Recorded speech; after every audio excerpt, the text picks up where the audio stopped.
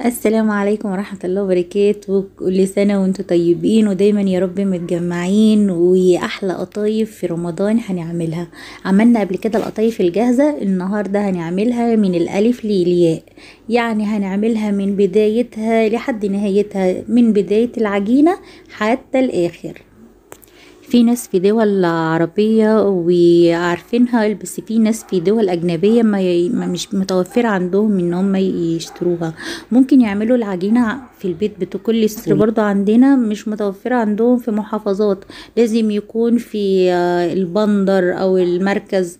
عشان كده ممكن برضو يوفروا على نفسهم يعملوها في البيت، وهتطلع مقرمشة وحاجة كده تحفة من الآخر.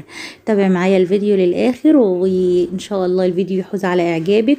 ولو الفيديو حاز على اعجابك ما تنسينيش بالاشتراك وتفعيل زر الجرس عشان يوصلك كل جديد. يلا بينا على احلى قطايف. نجيب حاجة وبنحط فيها كوباية مية، كوباية دقيق عليها كوباية مية. هنحط بس كده الدقيق الاول، كوباية من الدقيق،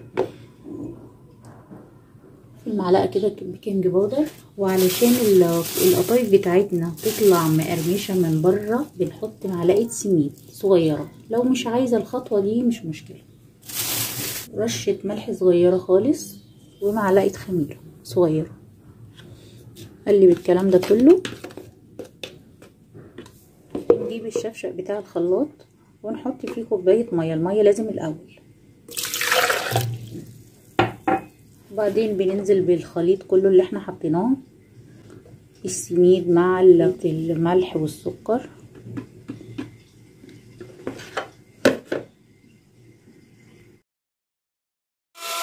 ادي شكل الخليط بعد ما ضربناه في الخلاط. هنسيبه بس يرتاح 10 دقايق، احنا مش هنخليه يختمر. شايفين الفقاعات اللي فيه دي؟ احنا هنسيبه بس نريحه 10 دقايق وهنبدأ نشتغل فيه، ما بتختمرش. ادي كده الخليط بعد ما عدى اكتر من ربع ساعة، عشان احنا بس في الشتاء اهو تقيل زي ما انتوا شايفين كده. هنجيب بقى اي علبة عندنا بتاعت، انا جبت علبة كاتشب عشان هنزل بيه، عشان تساعدني يعني في ان انا اعرف انزل بيها في الطاسة. هنبدأ بقى ندخل الخليط ده كده.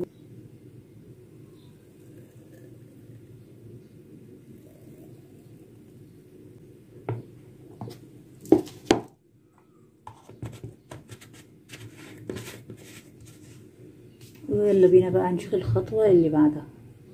الطاسة بقى سخنة بس تكون ما بتلزقش. هنبدأ كده ننزل خليط بسم الله.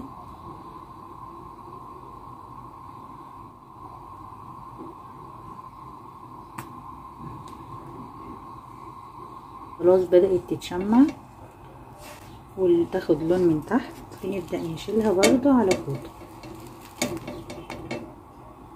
شايفة؟ بنبدأ نشيلها بقى على فوطة كده، بنشيلها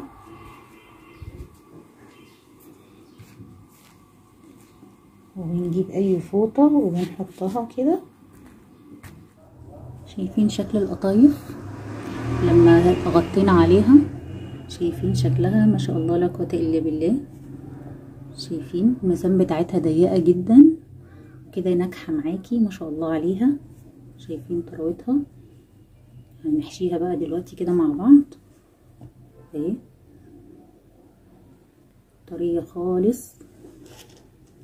عايزة تحشيها احشيها اي حاجة عندك. عندك سوداني، عندك لوز، عندك جوز الهند، تحشيها زي ما انت عايزة. احنا دلوقتي هنحشيها مع بعض سوداني وجوز الهند وزبيب. انت بقى عايزة عندك اي مكسرات تانية عايزة تحبي تحشيها احشيها بيها اهي. تتقفل خالص بكل سهولة. عايزة تعمليها بالكريمة زي ما كنا عاملينها السنة اللي فاتت اعمليها برضو. هتلاقي الفيديو القطايف بالكريمة على القناة. احلى قطايف نضيفة ومعمولة في البيت وعارفة انت عاملاها ازاي. نعمل كمان واحدة اهي، تقفليها كويس. ممكن تقفليها نص قفله زي ما بقولك وتحشيها كريمه. اهي عسل عسل خالص، احلى قطايف هتعمليها وتاكليها، حاجه كده ايه نظيفه، والميزان بتاعتها مظبوطه جدا، مش هتنزلك اي حاجه. ده بسبب الرج اللي احنا كنا بنرج الازازه كل ما بنعمل واحده ولا حاجه، يعني كل ما بنعمل طاسه كنا بنرج الازازه عشان خاطر ان المسام بتاعتها ما تتفتحش. ان شاء الله الكوبايه عملت بتاع نص كيلو. تعملي بقى الاحجام المختلفه اللي انت عايزاها، في عصافيري تعملي في زيت غزير على النار. بنبدأ ننزل القطايف بتاعتنا، واول ما بتطلع بنطلعها في الشربات البارد. بنكون مجهزين الشربات بتاعنا التقيل في بولة، وبنبدأ ننزل فيه القطايف.